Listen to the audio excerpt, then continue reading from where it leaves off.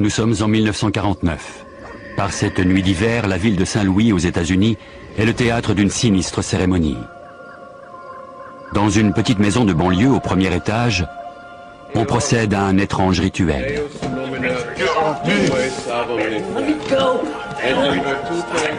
Des prêtres catholiques récitent des prières face à un jeune forcené qui leur répond par des insultes. Ils pensent que le garçon est possédé par le démon.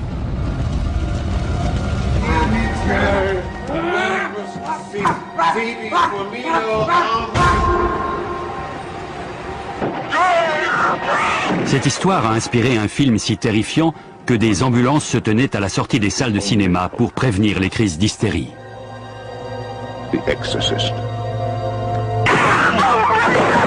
Le film était une fiction. Mais ce que nous allons vous raconter s'est réellement passé.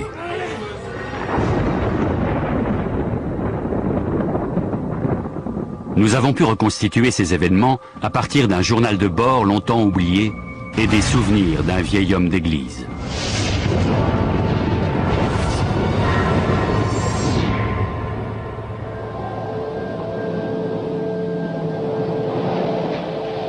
L'Exorciste est sorti sur les écrans en 1973. Quelque chose d'inexplicable s'est emparé d'une petite fille. Dans cette rue, dans cette maison, un homme va tenter de la sauver. Il est son dernier espoir.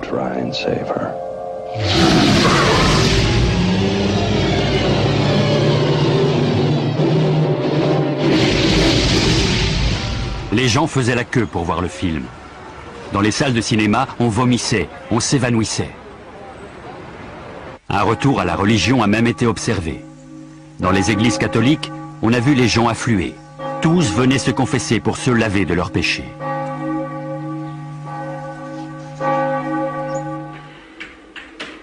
William Peter Blatty, auteur du scénario ainsi que du roman à l'origine du film, a été frappé par ces réactions. Tout à coup, les gens, qu'ils aient la foi ou non, se sont mis à croire aux démons et au châtiment. Dans son roman, le héros chasse le diable du corps d'une enfant. Ce récit s'inspire d'un cas d'exorcisme réel survenu en 1949. L'exorciste était un prêtre de 52 ans de l'église catholique romaine de Saint-Louis, dans l'état du Missouri. Le père William Bowdern était un curé respecté, charitable et connu pour sa bonté d'âme.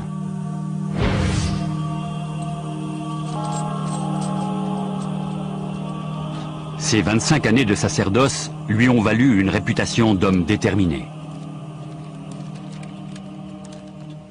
Il était particulièrement tenace. Il ne lâchait rien avant d'en avoir terminé. Un jour, il reçoit un coup de téléphone d'un confrère, le père Raymond Bishop. Ce dernier lui raconte une histoire au premier abord grotesque. La mère d'un adolescent soupçonne son fils d'être possédé par une force maléfique. Jésuite, Bowdern, avec sa grande expérience, connaîtrait-il un moyen de l'aider? La requête peut sembler saugrenue. Il accepte pourtant de rendre visite à la famille. Il n'est pas lui-même. Mais le docteur dit qu'il n'a rien. Les parents sont désespérés. Ils lui parlent de leur fils Richard et de ses problèmes. Merci d'être venu, mon père. Parlez-moi de Richard. Il se passe quelque chose en lui. Mais nous ne savons pas ce que c'est. Ça me fait peur. Bowdern leur fait reprendre calmement leur récit depuis le début. La mère lui décrit la vie d'une famille ordinaire, heureuse et unie.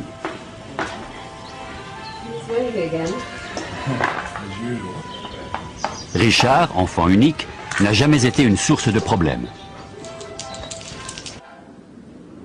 Ma belle-sœur Millie nous a rendu visite au mois de janvier. Elle et Richard étaient très proches. Je vais te montrer à quoi sert une planche Ouija. Elle avait apporté une planche Ouija. Une planche avec des lettres dessus. On laisse les esprits la déplacer. Comme ça? Oui, voilà. Millie et Richard ont passé des heures à jouer avec cette table. Ils essayaient d'entrer en contact avec l'au-delà. C'est le 15 janvier qu'on note un premier signe mystérieux. Un bruit de gouttes d'eau régulier se fait entendre. On l'a entendu toutes les nuits, pendant toute une semaine.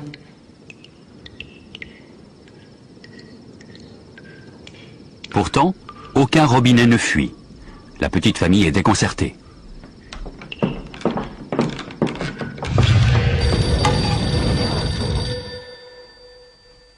Le 26 janvier, ils apprennent la mort soudaine de tante Millie. Elle n'était pas malade. On ne s'y attendait pas. Richard était mort de chagrin. C'était la première fois qu'il perdait un proche.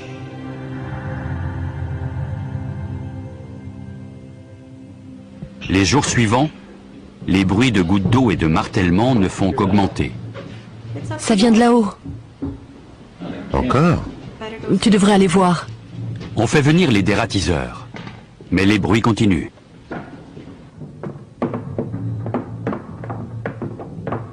On pense alors au paranormal.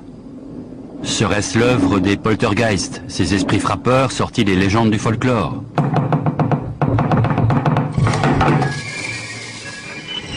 Il m'a traversé l'esprit que c'était peut-être Millie qui essayait d'entrer en contact avec nous.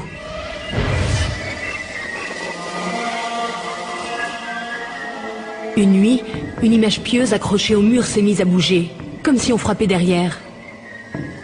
Ce n'était pas Richard qui faisait une blague, puisqu'il était au lit.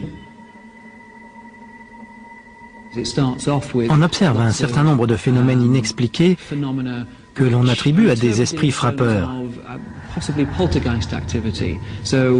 On prétend que des objets sont lancés à travers la pièce, ou en lévitation. On dit entendre des bruits étranges auxquels on ne trouve aucune explication. Jusqu'au jour où ces phénomènes prennent une tournure plus inquiétante.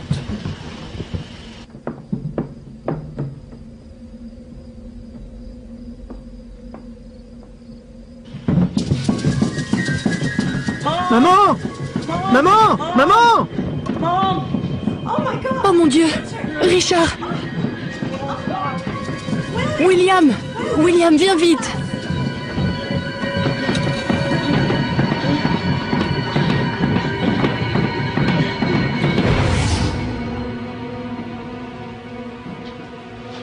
Bonjour les enfants. À l'école, Richard, un enfant d'ordinaire calme et sans histoire, devient l'élève le plus dissipé de sa classe. Arrête ça tout de suite. Mais c'est pas moi!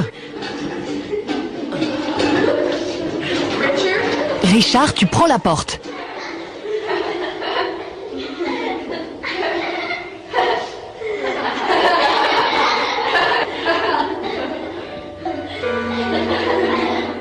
Mademoiselle, c'est pas moi. Tu sors. On l'a emmené voir un médecin. Mais il n'a rien trouvé d'anormal. Il a seulement dit que Richard était angoissé. C'est un terme qu'on utilise encore aujourd'hui et qui n'est pas signe de bonne santé mentale. Ça caractérise quelqu'un d'anxieux, peut-être de dépressif, mais surtout irritable et anxieux. Les parents s'adressent alors à un psychiatre.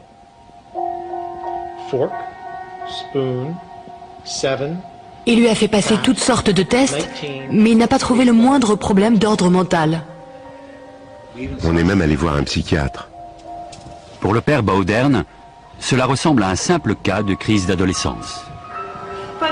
Mais ça ne vient pas que de lui. On l'a vu. Et puis il a commencé à avoir des marques sur le corps. Maman! Qu'est-ce qu'il y a? Laisse-moi voir. Cela s'est produit le 26 février, un mois tout juste après la mort de Millie.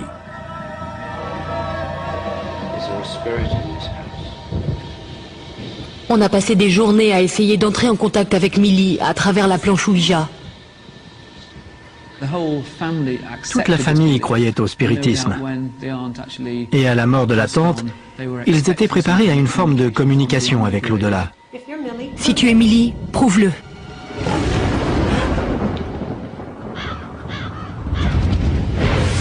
Il y eut une réponse. Pas sur la planche Ouija, mais sur le corps de Richard. Oh non! Ça recommence!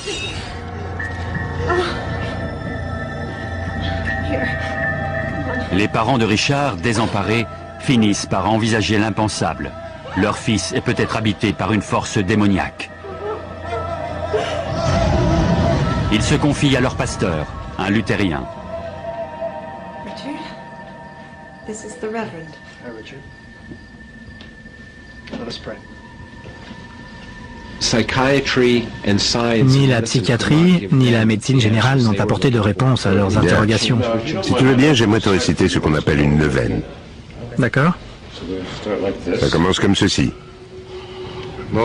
François-Xavier Saint, très aimable et plein de charité, j'adore respectueusement avec vous la majesté divine. Qu'y a-t-il? Ma poitrine. Oh Seigneur.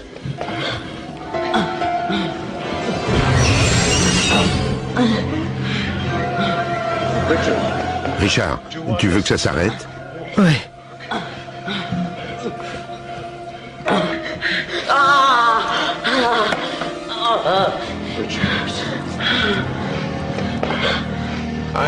Je vous supplie de tout mon cœur de m'obtenir, par votre puissante intercession, la grâce si importante de vivre et de mourir sainement.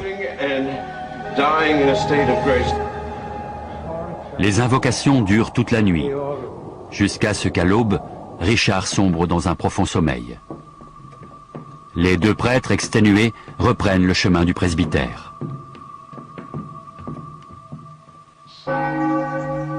En repensant aux faits, le père Bauderne arrive à une sinistre conclusion. L'enfant est bien possédé par le démon. Le curé de paroisse doit se résoudre à affronter le prince des ténèbres. Ce qui fait de lui un exorciste.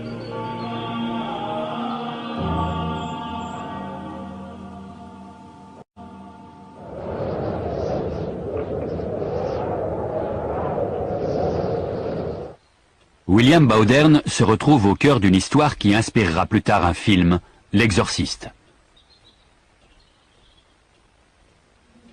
C'est un ancien combattant, il a déjà vu la mort en face. Mais rien ne le préparait à la confrontation avec le diable personnifié. Il est allé demander à l'archevêque de Saint-Louis l'autorisation de prononcer des prières d'exorcisme, parce que c'est une obligation. On ne peut pas exorciser quelqu'un comme ça. L'archevêque n'y mit qu'une condition. Il lui a dit qu'il voulait un compte-rendu au jour le jour de tout ce qui se passait et de tout ce qu'il faisait.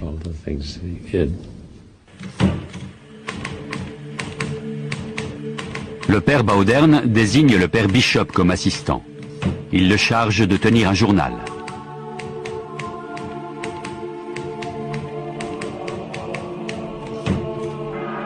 Bauderne doit s'enquérir des étapes d'un rituel très rarement pratiqué. Il consulte le Rituale Romanum, un manuscrit vieux de 400 ans, rédigé en latin, sur les rites de l'Église catholique.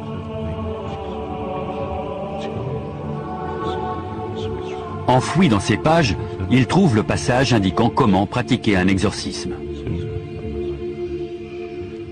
Les signes de possession sont les suivants. L'aptitude à parler sans difficulté une langue mystérieuse, la faculté de révéler des vérités secrètes ou à venir, la démonstration d'une force physique démesurée par rapport à l'âge du sujet.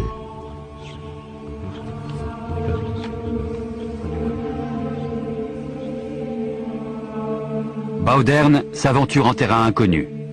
Au XXe siècle, dans l'Église catholique des États-Unis, on n'a quasiment jamais entendu parler d'exorcisme.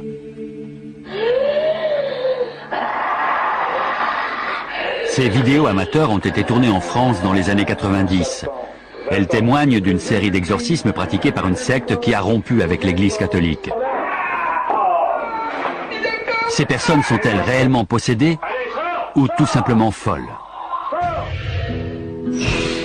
En Espagne, l'Église autorise encore parfois des exorcismes.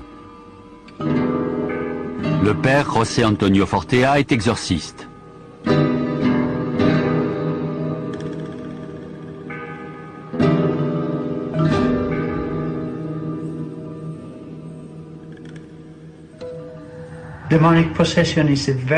La possession démoniaque est un phénomène très très rare.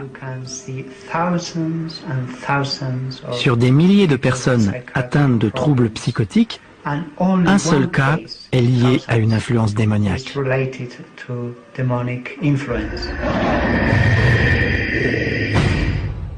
À Saint-Louis, le père Bauderne pense qu'il s'agit bien d'un cas de possession. Il se prépare suivant les instructions du Rituale Romanum. Le prêtre doit prononcer les exorcismes d'une voix forte et intimidante. Il doit avoir un crucifix à portée de la main. S'il constate que le corps du possédé est anormalement agité en certains endroits, il doit faire le signe de la croix au niveau de la partie du corps concernée et l'asperger d'eau bénite qu'il doit avoir à portée de main à cette intention.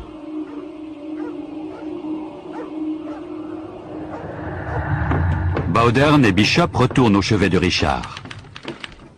Ils sont prêts à défier le malin. Deus nomina tuae salvamenta. Et virtute tuae justitia amen. Deus Extrait du journal de Bishop. Les coups qu'il porte sont sans commune mesure avec sa force physique. Get away from me. Deus et Pater Domini nostri Jesu Christe.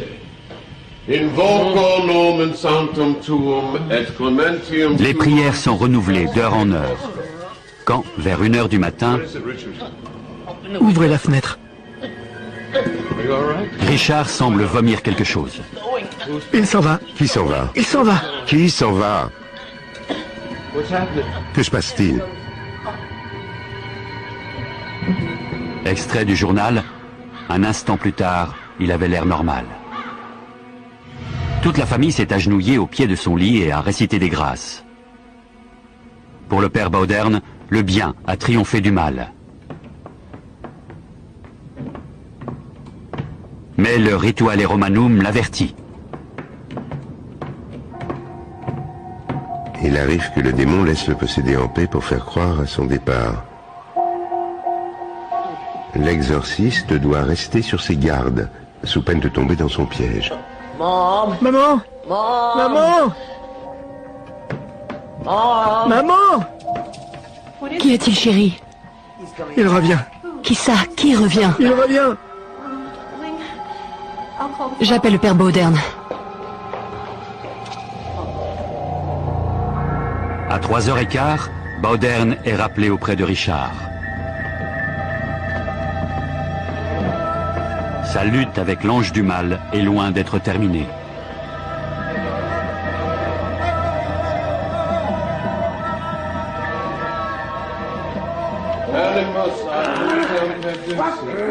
Dimanche 20 mars, extrait du journal. À 20h15, Richard a eu une crise plus violente que toutes les précédentes.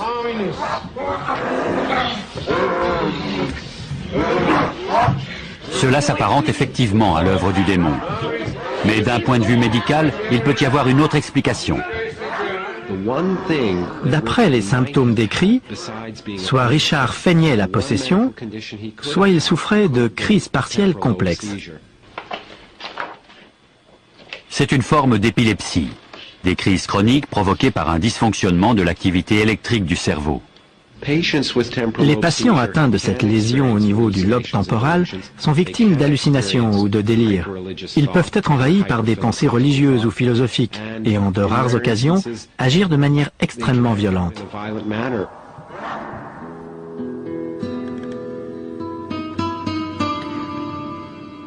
Mais la maladie peut être la complice du malin.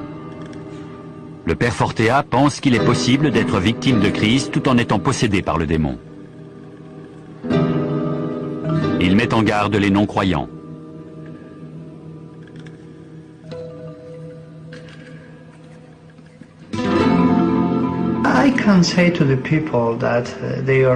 Je peux dire aux gens qui ne sont pas certains de l'existence de Dieu que s'ils croisaient le regard d'une personne possédée,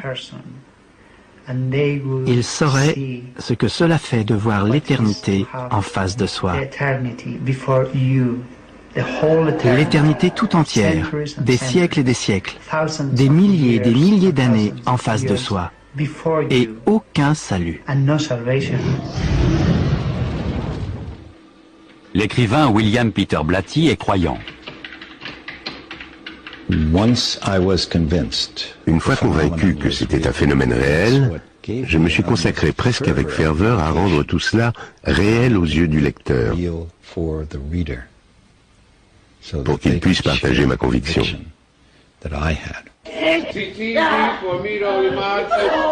Les proches du garçon ne peuvent endurer ce cauchemar plus longtemps.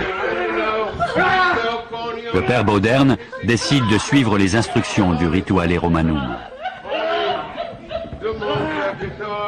Dans la mesure du possible, le possédé doit être emmené dans un lieu approprié, isolé du monde, où sera pratiqué l'exorcisme.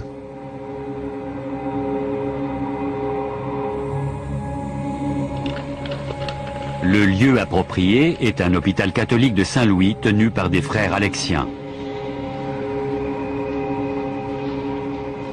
Bonjour, je suis le père Bauderne. Bonjour mon père, nous vous attendions. C'est en bas du couloir sur votre gauche. Très bien, allons-y.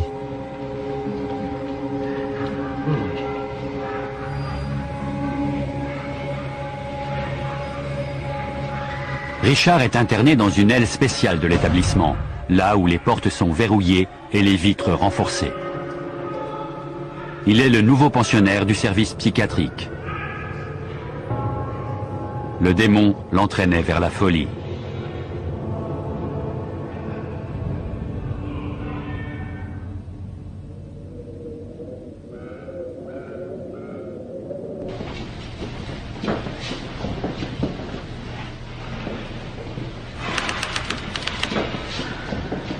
It's just with the temperature drop and everyone seems to be getting...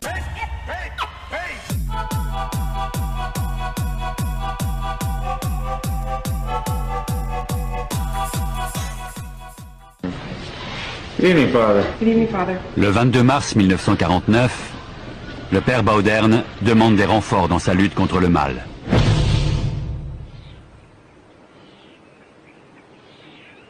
Walter Halloran, aujourd'hui retraité dans le Wisconsin, est le dernier témoin vivant de ces événements. En 1949, il était le jeune séminariste chargé de maîtriser Richard au cours des séances d'exorcisme. C'était mon rôle du début à la fin, le tenir immobile. Et de temps en temps, entre deux séances de prière, je passais le voir et on parlait.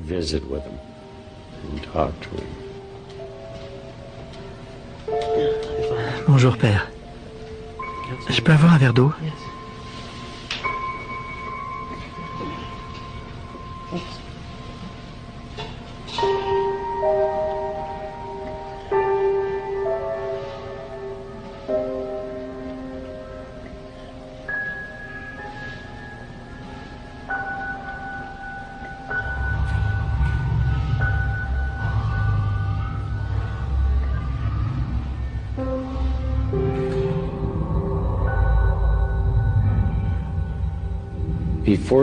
Avant de dire les prières, on allait chercher une fiole d'eau bénite, grosse comme ça. Il a béni le garçon avec. Il est allé le poser sur la commode. Ensuite, il s'est agenouillé au pied du lit. Et tout à coup, la fiole a volé dans les airs, m'a frôlé. Elle s'est écrasée contre le mur et elle est tombée au sol. Pour moi, ça a été la première preuve tangible qu'il s'agissait bien d'un cas d'exorcisme. C'était vraiment inexplicable. C'est arrivé comme ça. Et je l'ai attribué à l'esprit du démon. Il n'y avait personne à moins d'1,50 m de la fiole.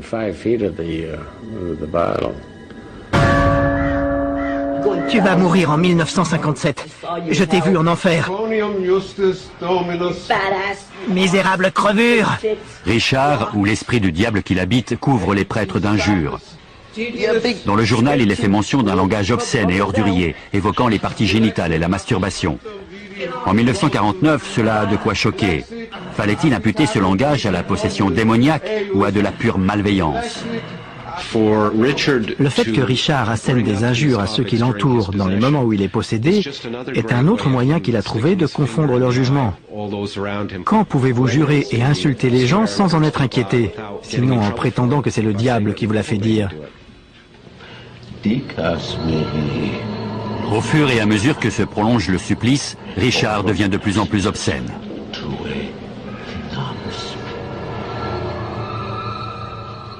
David, où tu peux te l'enfoncer?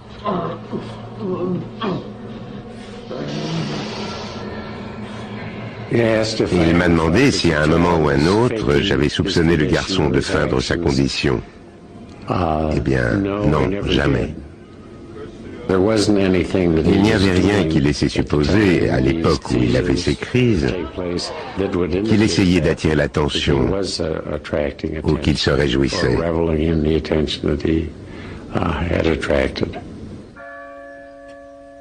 Certaines indications du Rituale Romanum font naître de nouveaux doutes chez le père Bauderne. Il y a un certain nombre de conditions et de descriptions qui concernent l'exorciste lui-même. Le prêtre doit se distinguer par sa piété, sa prudence et son intégrité. Le rituel continue. Un soir, on remarque que les mouvements de Richard se font plus violents chaque fois que le prêtre invoque le nom de Dieu.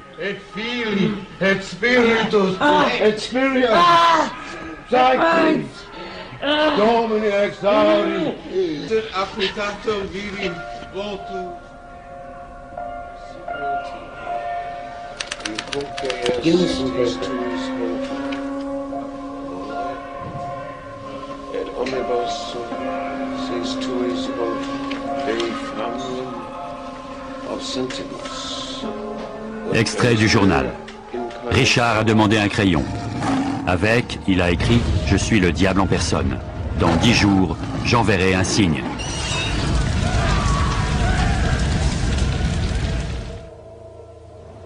Quel signe? Bauderne l'ignore, mais il ne demandera pas. Le Rituale Romanum comporte une règle stricte, ne jamais engager de conversation avec Satan. Il ne faut pas commencer à poser des questions comme « Pourquoi t'en prends-tu à cet enfant ?» ou quoi que ce soit de ce genre. Il faut s'en tenir aux récitations des prières. Une idée lui vient à l'esprit. Richard, es-tu baptisé? Je ne me rappelle pas. Voudrais-tu être baptisé catholique? Oui, mon père. Le baptême est le tout premier sacrement dans la vie d'un chrétien. C'est déjà une forme d'exorcisme. Habituellement, il est célébré dans la joie. Celui de Richard sera un cauchemar.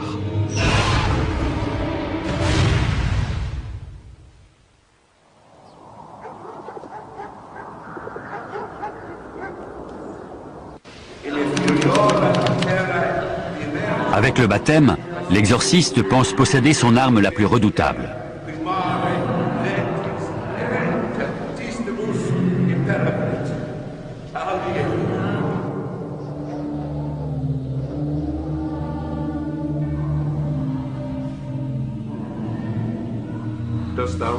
Renonces-tu à Satan? Il répète la question encore et encore. Renonces-tu à Satan? Renonces-tu à Satan? Je renonce à Satan. Richard, ego te baptizo in nomine Patris et Filii et Spiritus Sancti.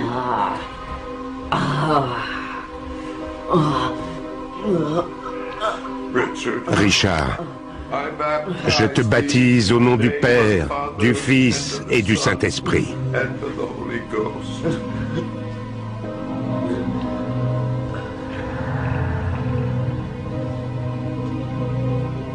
Au regard de l'Église catholique, le garçon est désormais hors de danger en présence du Saint-Esprit.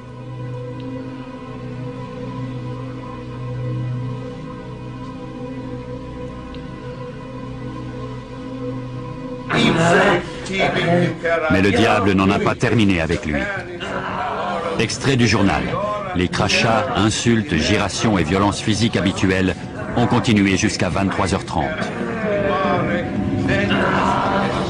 Omni incursio adversari, omni phantasma, omni...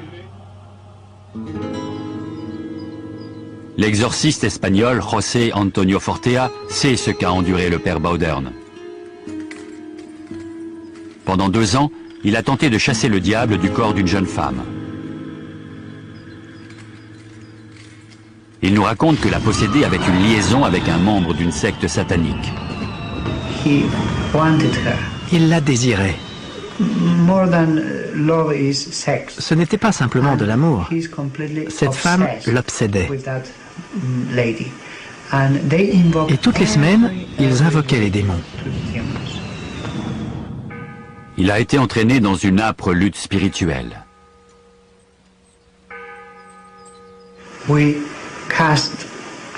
Vous chassez des démons et eux en font venir d'autres. Le prêtre espagnol a noté un point commun avec le cas de 1949. Dans les 2 cas, on a convoqué des esprits impies.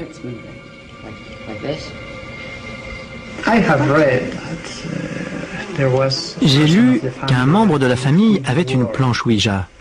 Il est très dangereux de jouer avec une planche Ouija, comme de s'adonner à tout type de sorcellerie, au spiritisme ou à l'invocation d'esprits inconnus.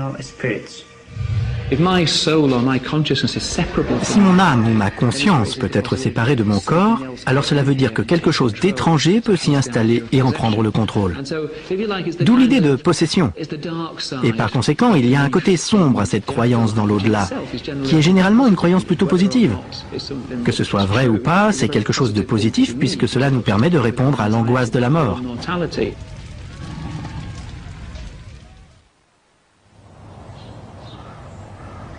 Dans les jours qui suivent son baptême, Richard connaît une période de répit. Il se rend utile à l'hôpital. Mais la nuit, les exorcismes se poursuivent. Il faisait des choses étranges. Il vous crachait dessus et ses yeux étaient fermés. Il se jetait sur moi les yeux fermés, mais ne me ratait jamais.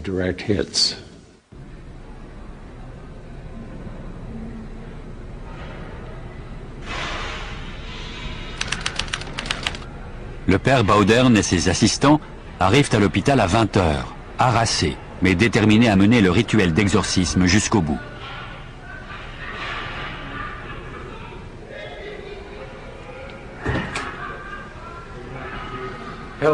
Bonjour Richard. Bonjour mon père. Comment vas-tu? Bien. Disons un chapelet. Notre Père, qui êtes aux cieux, que votre nom soit sanctifié. Richard, que se passe-t-il? Comme gravé dans la peau en lettres majuscules, le mot « sortir » apparaît sur son corps.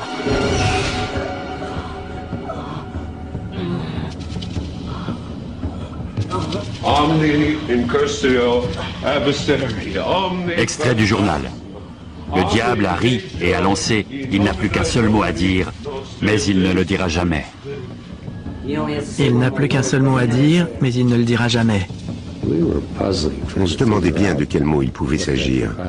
Et on a pensé que ce devait être Seigneur.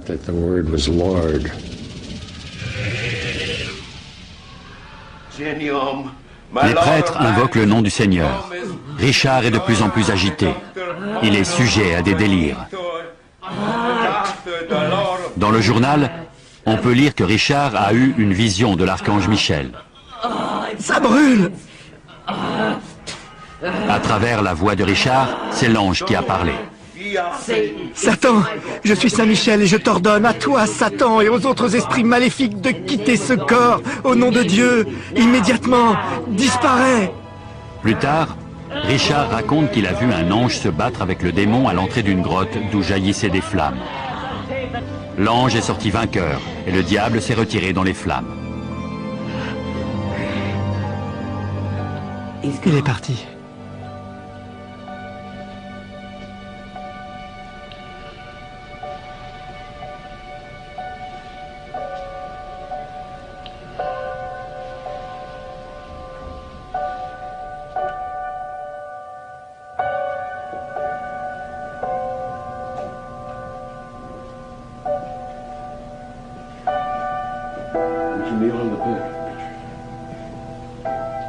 Richard reçoit la communion des mains du père Bowdern.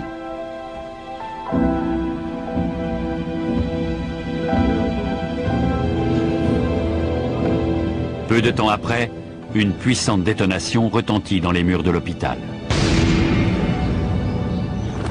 Mais personne n'a vu la moindre explosion, ni perçu d'onde de choc. Les gens qui étaient dans l'église de l'autre côté de la rue l'ont entendu. Les lumières se sont éteintes et quand elles se sont rallumées, Richard s'est assis et il a dit « Il est parti ». Pour Bowdern, cet étrange phénomène indique que le démon a fini par quitter le corps de Richard. Mais pour d'autres, Richard aurait créé de toutes pièces une possession démoniaque, un délire alimenté par la croyance au spiritisme de sa famille et par les rituels d'exorcisme des prêtres. Il est tout à fait probable que les prêtres eux-mêmes ne se rendent pas compte de l'influence que peut avoir leur rituel et à quel point ils participent au phénomène. Leurs méthodes sont certainement efficaces, mais sans le vouloir, ils donnent des informations sur le comportement à adopter. Ils continuent le rituel jusqu'à observer le comportement en question, et ensuite ils passent à l'étape suivante. De cette manière, ils ont la confirmation qu'il se passe bien quelque chose de reconnaissable, mais sans prendre conscience qu'ils ont contribué à le faire apparaître. Mais que penser du journal et de ses rapports détaillés sur des lits qui tremblent et les objets qui volent? On sait, d'après un nombre important d'études sur la fiabilité des témoignages oculaires, qu'en général, ils manquent de précision. Aucun témoin n'essaye d'abuser sciemment de notre bonne foi. Ces gens sont sincères. Ils rapportent honnêtement des détails véridiques de ce qu'ils croient avoir vu. Les messages sur la peau de Richard ont-ils été tracés par le diable ou par lui-même? Dans cette bataille séculaire, le diable représente le symbole suprême de l'emprise du mal sur le monde. Empruntant tour à tour les noms du malin, de Belzébuth, de Lucifer, la bête doit parfois s'incarner pour manifester sa toute-puissance. Et lorsqu'elle s'incarne, les victimes de cette possession sont plongées dans un combat inégal, une cause perdue d'avance. Leur dernier recours, l'exorcisme, est-il une aide ou une autre forme de torture mentale?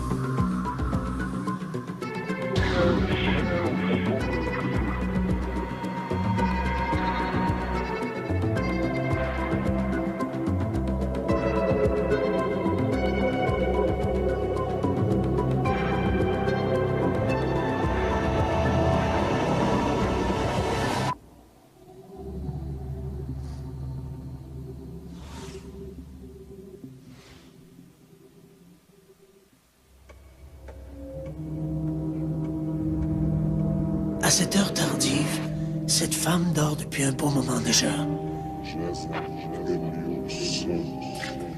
Elle ouvre soudainement les yeux. Son corps se redresse ensuite comme un automate. Dans sa tête, elle revoit le dégât de son jeune bambin au souper. Sa colère fait place à une rage intense, irraisonnée.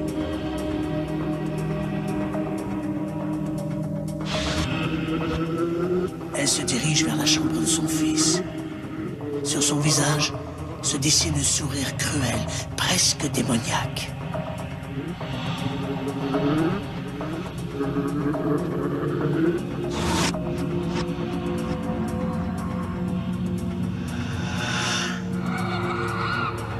Elle s'approche de la couchette et referme ses mains autour du cou de l'enfant.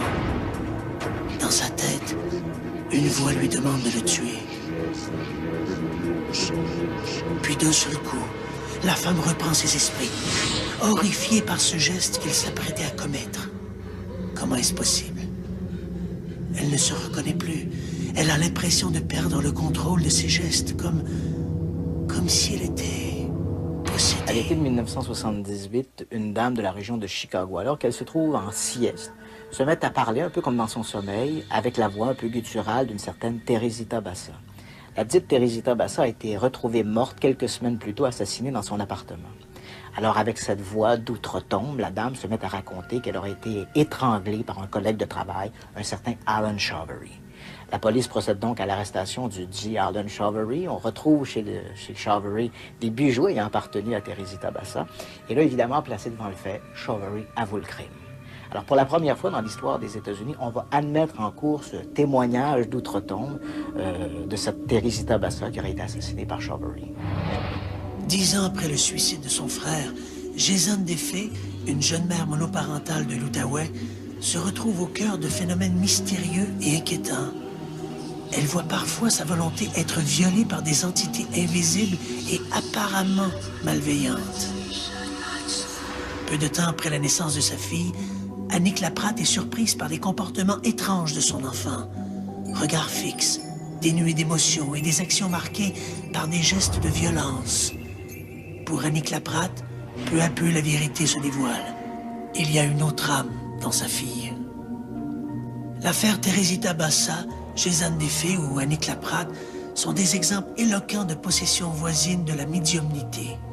Elles représentent plus de 90% des cas, alors que le reste tombe dans une autre catégorie, beaucoup plus inquiétante, celle des possessions diaboliques.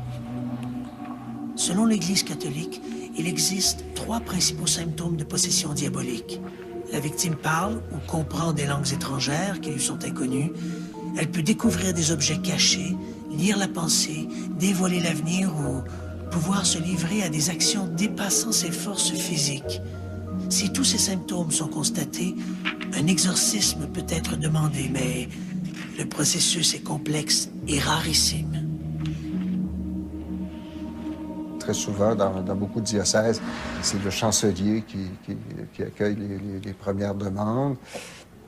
Dans certains diocèses, on exige au point de départ un dialogue avec le pasteur de la personne ou bien encore avec un prêtre de confiance. Donc, il y a une première étape là, qui se joue au niveau de la demande. Depuis l'avènement des thérapies cliniques, il est d'usage de diriger les prétendus possédés chez les psychiatres. Il est vrai que la plupart des critères admis de la possession sont subjectifs et peuvent très bien se rencontrer chez un patient atteint de problèmes mentaux. Mais il y a des exceptions. En 1947, dans un hôpital de Saint-Louis, un jeune garçon de 13 ans, Ronald Unkeler, est soumis au rituel du grand exorcisme. Pendant des semaines, des prêtres vont se succéder à son chevet pour le libérer des forces diaboliques qui l'habitent. Son expérience sera l'inspiration derrière le film le plus terrifiant de l'histoire du cinéma, L'Exorciste. Lorsque l'on parle de la possession, on a l'impression de se retrouver en plein cœur du Moyen-Âge. Pourtant, on pourrait croire qu'avec la médecine moderne, ce phénomène aurait été chose du passé. Eh bien non. Faut-il en conclure que les superstitions sont plus fortes que la raison ou que la science s'est trompée?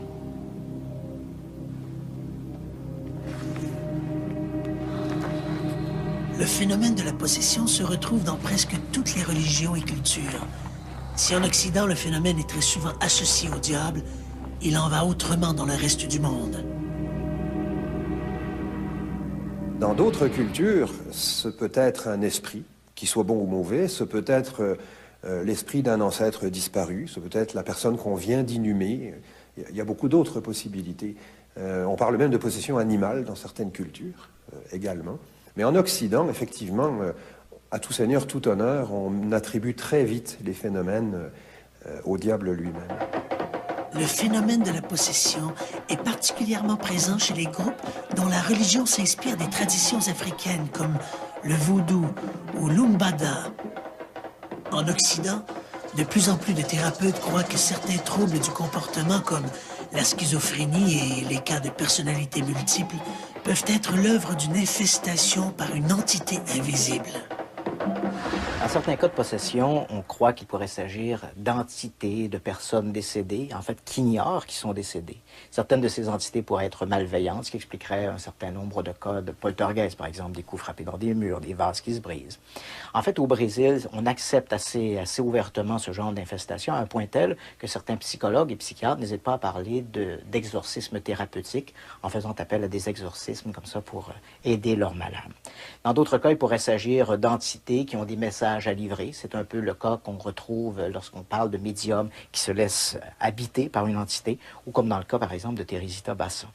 Si on va du côté de la religion, alors là, on est beaucoup moins tolérant. En fait, la possession, en dehors d'être possédé par l'Esprit Saint, on ne peut être que possédé par le diable. Et quand on est possédé par le diable, la seule voie pour échapper à cette damnation, c'est le grand exorcisme. Et puis le dernier joueur dans tout ce débat de la possession, c'est la science pure et dure. Si de plus en plus de psychologues et de psychiatres acceptent une infestation par une entité étrangère pour expliquer certains troubles du comportement, je dirais que dans l'ensemble, l'élite médicale voit dans le phénomène de la possession un discours moyenâgeux pour cacher des pathologies psychiatriques clairement identifiées. En 1993, Jézanne Desfées emménage dans un appartement de Hall. Pour elle, c'est le début d'un incroyable cauchemar. Le souvenir de son frère Régis, décédé quelques années auparavant, se fait de plus en plus présent. Il est partout, dans ses rêves et même autour d'elle.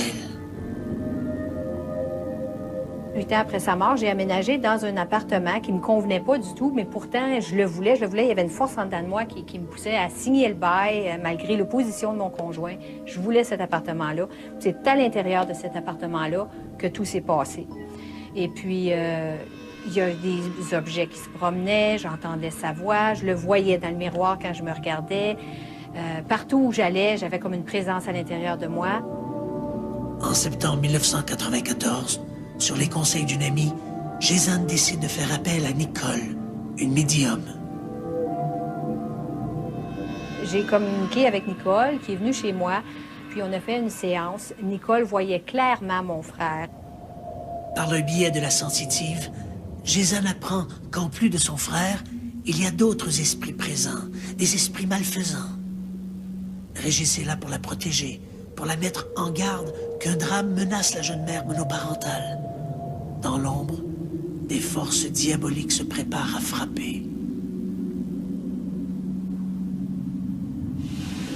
Tout à coup, on était assis dans la cuisine, il a commencé à vanter dans la cuisine, il y avait une odeur nauséabonde, vraiment dégueulasse.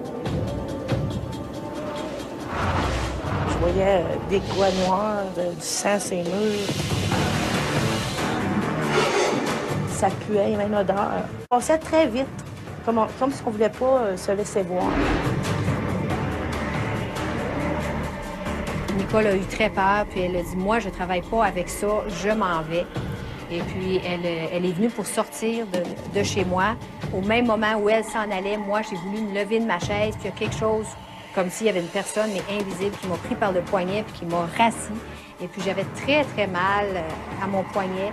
Et puis, ça faisait tellement mal, j'étais tellement estomaquée par ce qui se passait que j'arrivais pas à... J'essayais de crier « Nicole, reviens, reviens », j'étais pas capable. Je l'ai entendu dire « OK, OK, je vais rester ». J'ai dit à Nicole « J'ai mal au poignet, j'ai mal, mon bras me fait mal ». Puis, elle a regardé et elle a dit « Oh mon Dieu, il tremble dedans, ton bras est tout noir ».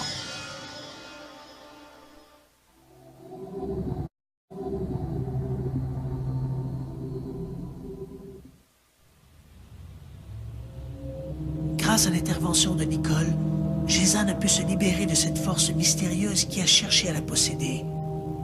Libérée, mais pour combien de temps encore?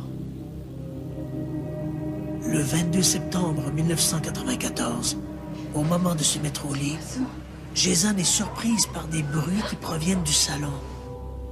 Elle a l'impression que quelqu'un fait tourner son fauteuil de travail. avait juste un mur qui me séparait du salon où la chaise était.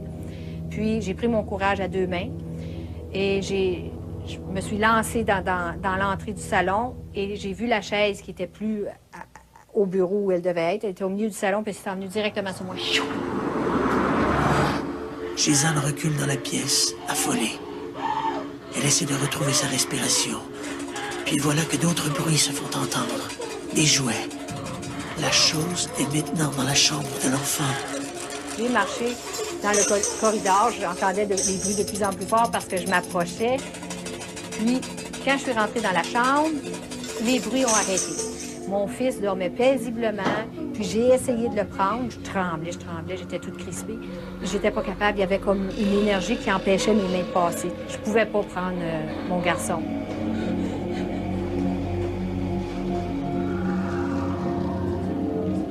Elle retourne au salon. L'horreur est à son comble. Elle saisit le téléphone, mais voilà que les touches s'écrasent, comme si des doigts invisibles pianotaient sur le clavier. Elle parvient tout de même à composer le numéro de l'une de ses amies, José. Lorsqu'elle a répondu, je lui ai dit « José, tu t'en viens immédiatement, prends même pas le temps de t'habiller. Je suis paralysée, je ne pouvais plus bouger, j'essayais de me lever, c'était impossible. » Comme si, à partir de la taille, tout mon corps était cimenté. J'avais aucun mouvement. Et puis, elle a dit « Oui, je m'en viens tout de suite. » Au même moment, pendant que je parlais à José, mon autre ligne a sonné. Je suis allée répondre en disant « Bye à José ». Puis c'était Nicole, la médium, qui me dit tout de suite, sans elle ne savait pas ce qui se passait chez moi du tout, elle n'avait pas de moyen de savoir ça, elle me dit « Sors de chez vous, ils vont tuer ton fils, sors de chez vous, ça presse. » Là, je lui ai dit « Je suis paralysée, Nicole, je ne peux pas bouger. » Gézanne n'entend plus les conseils de la médium. Elle est rivée sur un étrange spectacle qui se déroule devant elle. Des points multicolores apparaissent, formant la silhouette de 3 personnages. Soudain, on frappe à la porte. C'est José. De bon, en allant son rendez-vous chez Gézanne, Vanessa avait peut-être des attentes. Celle de voir quelque chose d'extraordinaire se produire, par exemple. A-t-elle été victime d'une entité inconnue ou de son imagination?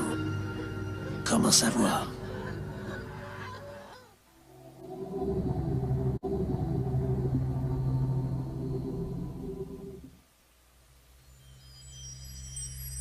En 1996, après un accouchement difficile, Annick Laprade n'a qu'un souhait, voir sa fille.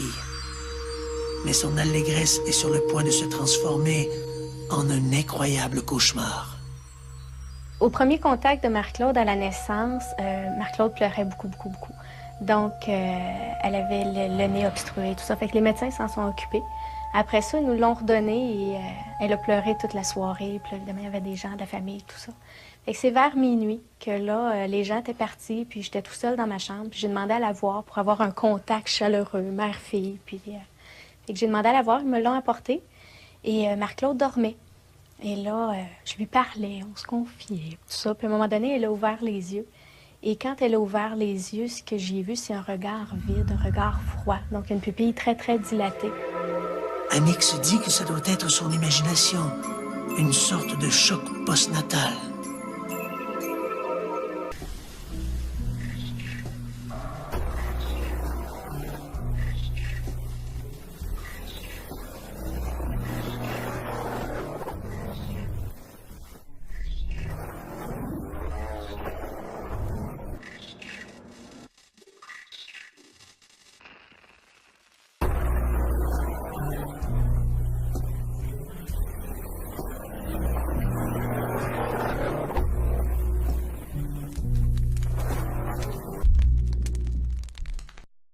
Je vous dirais que les 2 premières années, Marc-Claude a beaucoup pleuré. Elle avait des moments d'accalmie, mais règle générale, c'est un bébé qui pleurait beaucoup. À 2 ans, l'enfant continue de multiplier les comportements anormaux. Elle présente des problèmes d'hyperactivité. Les médecins annoncent aux parents que la petite souffre probablement d'un trouble de personnalité multiple. On leur recommande de consulter un psychiatre, mais l'attente est interminable.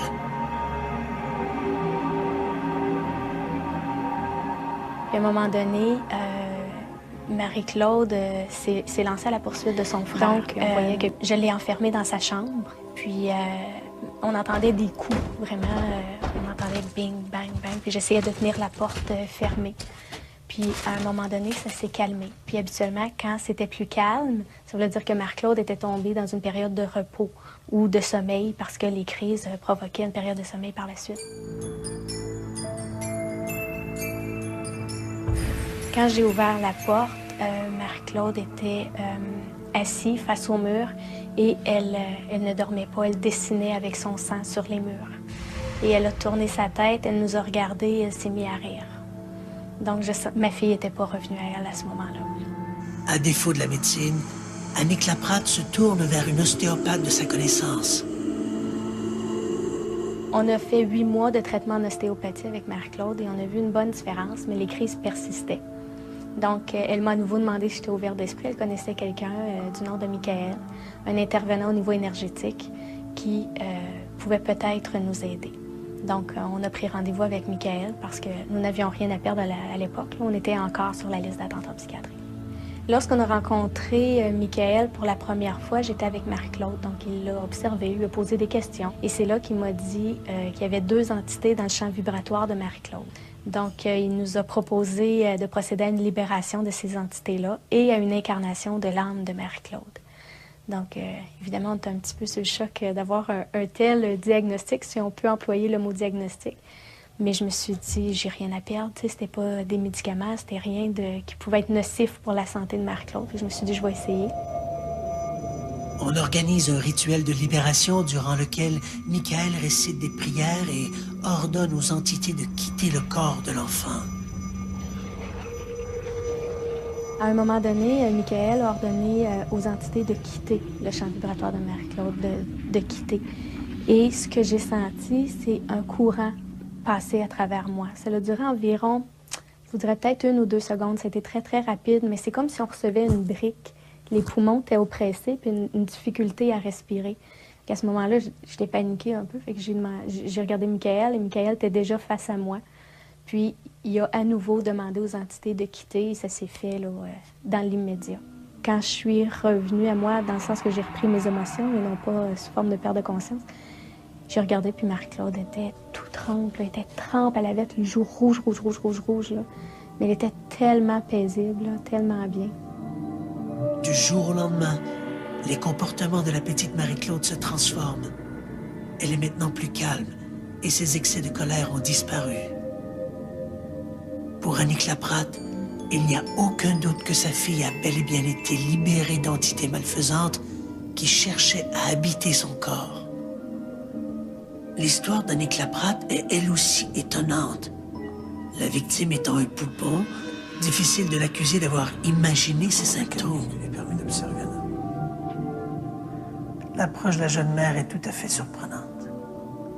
Elle a préféré s'en remettre à une technique alternative qui s'est révélée tout à fait efficace. Une approche spirituelle plutôt qu'une approche médicale. Voilà un débat tout à fait intéressant.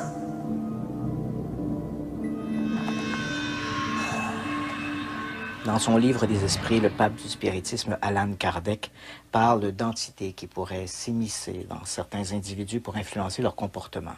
Kardec ne parle pas de possession pure et dure, mais il parle ici de formes de parasites de l'esprit. Et je dirais que même si Kardec vivait il y a plus d'1 siècle, son interprétation du phénomène de la possession a toujours un peu l'assentiment des gens qui s'intéressent au spiritisme ou les artisans de phénomènes paranormaux. Ce sont d'ailleurs eux qui sont intervenus dans le cas de Gézanne des Fées et de Annick Laprade. Évidemment, pour les détracteurs de cette hypothèse, et en particulier le corps médical, ces gens-là font remarquer que Allan Kardec est décédé en 1869 et qu'à cette époque, on ignorait à peu près tout des grandes pathologies psychiatriques. Croire que des esprits peuvent comme ça prendre possession d'un individu et influencer ses comportements, c'est pour eux retourner à l'âge des ténèbres. Et évidemment, aucune personne de cette élite médicale oserait se faire l'apôtre d'une telle hypothèse. Et pourtant, c'est un peu faux parce que de plus en plus, je dirais depuis quelques années maintenant, on a de plus en plus de gens, de thérapeutes, qui acceptent ouvertement cette hypothèse de la possession comme étant une possible alternative à des comportements, des problèmes de comportement. Adam Crabtree, un des plus éminents psychothérapeutes de Toronto, est aussi d'avis que des esprits désincarnés peuvent être responsables de certains troubles du comportement. Dans son livre Multiple Men, Crabtree présente plusieurs cas qu'il a lui-même traités et qui échappent au traditionnel diagnostic psychiatrique. L'un des cas est celui d'une jeune femme qui se disait possédée par l'esprit d'une entité inconnue. Sous hypnose, Crabtree a pu s'entretenir avec cet invraisemblable locataire. J'ai parlé avec cette personne et il s'est avéré que c'était une présence mâle et que cette présence prétendait être son père qui était décédé. Pourtant, il était assez catégorique avec le fait qu'il n'était pas mort, que oui, il était là avec sa fille et c'était très bien ainsi. Quand je lui ai fait remarquer qu'il intervenait indûment dans sa vie, il n'a pas été troublé du tout et ne voyait rien de mal à cette situation. Alors, comme je ne savais trop comment amener cette présence à prendre conscience de la situation... L'adolescent ne souffre d'aucune pathologie psychiatrique. Désespérés, les Hunt-Killers amènent Ronnie à Saint-Louis, où habite presque toute leur famille, dans l'espoir que ce nouvel environnement permette de chasser cet esprit maléfique. Hélas, les choses ne font qu'empirer. Le jour, l'enfant demeure passif, abattu. Mais la nuit, il devient agressif et violent. Des marques inexplicables apparaissent sur son corps. Bientôt, la ronde des meubles qui bougent et des objets qui volent reprend de nouveau. L'enfant est alors confié au père William Baldwin, un jésuite de l'église de Saint-François-Xavier. Pour le prêtre, Ronnie est possédé du démon. Il le fait administrer à l'hôpital des frères Alexiens. C'est là que le père Baldwin et une demi-douzaine de ses confrères vont procéder au grand exorcisme. Nuit après nuit, des prières de libération sont répétées. Le jeune Hunt-Killer est en proie à des comportements violents. Il frappe les prêtres et leur crache au visage. Lorsqu'on l'asperge d'eau bénite, l'enfant hurle sa douleur et lance des obscénités innommables. En mai 1949, les prêtres se réunissent une fois de plus au chevet du jeune Hunt-Killer. La séance se révèle l'une des plus violentes. Les prêtres hurlent littéralement leur litanie, alors que Ronnie leur crie les pires obscénités. Puis, en après-midi, l'adolescent épuisé sombre dans un profond sommeil. C'est alors qu'une détonation semblable à un coup de feu retentit dans l'hôpital. À son réveil, l'adolescent est calme et détendu. Il semble n'avoir aucun souvenir des dernières semaines. L'enfant reprendra bientôt une vie normale, oubliant même ses 6 mois de possession. La possession de Ronald Hunt-Killer servira de canevas pour le best-seller de William Blatty, L'Exorciste, adapté au cinéma en 1973. Il est vrai que depuis la Renaissance, la possession diabolique et l'exorcisme étaient définis par un rituel imprégné de vieilles superstitions. Le dernier rituel, le précédent, datait de 1614. Et il faut le dire, je pense qu'il était encore assez marqué par l'esprit du Moyen-Âge, même si on est à la Renaissance. L'exorciste, dans le rituel de 1614, s'adresse au diable, il lui parle, il l'apostrophe, il sort de cet homme esprit mauvais, etc. Donc, une représentation extrêmement dramatique, je dirais, de l'exorcisme. Dans le rituel actuel, l'exorcisme, d'abord, est vu comme une célébration, une authentique célébration liturgique, donc une célébration de prière. Une célébration de prière où l'exorciste ne s'adresse pas au diable, mais s'adresse à Dieu. Il prie le Père par le Christ et il demande l'invocation de l'Esprit Saint sur la personne fidèle ou la fidèle tourmentée. Depuis que la psychanalyse existe, on sait que le diable n'est plus forcément à l'origine des troubles psychiques qui peuvent affecter l'homme. Aux yeux de l'Église, celui qui se dit possédé ne l'est pas forcément et a souvent plus besoin de l'aide d'un psychiatre que celle d'un exorciste. Il est vrai que certains symptômes de la possession diabolique flirtent avec les pathologies maintenant bien identifiées par les sciences médicales. Vous savez qu'il y en a 3 des symptômes. Le fait de parler une langue que l'on ne connaît pas, ce qu'on appelle la xénoglossie. le possédé, se met à parler une langue complètement ignorée de lui. Un des autres signes parmi les trois, c'est le fait de connaître des événements cachés. Un possédé, appelons-le comme ça pour faire plus simple, vous voit et va vous parler de ce que vous avez vécu il y a 10 ans, alors qu'il n'est pas censé le savoir. Et le troisième phénomène, c'est le décuplement des forces, physiques ou intellectuelles, en fonction de l'âge de la personne. C'est le troisième critère selon le rituel romain. L'hystérie reproduit aussi de nombreux symptômes de possession. Le malade est pris de convulsions, ses bras se tordent et ses poignets se tortillent. Le visage reflète tour à tour l'horreur, la colère et même la fureur. L'une des caractéristiques frappantes est celle du corps arqué, que les praticiens appellent l'arc hystérique. Il est fréquent dans les cas de possession comme dans la plupart des symptômes de l'hystérie. Autre pathologie ne sera pas démontrée par la science, ni par la médecine, ni par la psychiatrie. Les problèmes de possession diabolique, comme un peu tout ce qui est paranormal, sont des phénomènes qui sont non reproductibles. Alors que, fondamentalement, un phénomène est dit scientifique lorsqu'il est reproductible. Les phénomènes paranormaux et la possession sont des phénomènes aléatoires, donc la méthodologie scientifique ne s'adapte pas du tout à l'étude de ces phénomènes. Donc ce n'est pas à des scientifiques de répondre à ces questions. Par contre, un diagnostic de processus de possession, oui, effectivement, ça existe. Le phénomène de la possession reste éminemment controversé. Les anthropologues y voient surtout un phénomène culturel. Les tenants du spiritisme et de l'occulte y voient plutôt des manifestations de l'au-delà. Et quand elle se fait diabolique, la possession devient aux yeux de l'Église l'incarnation du malin. Un débat que les médecins préfèrent attribuer à des troubles mentaux.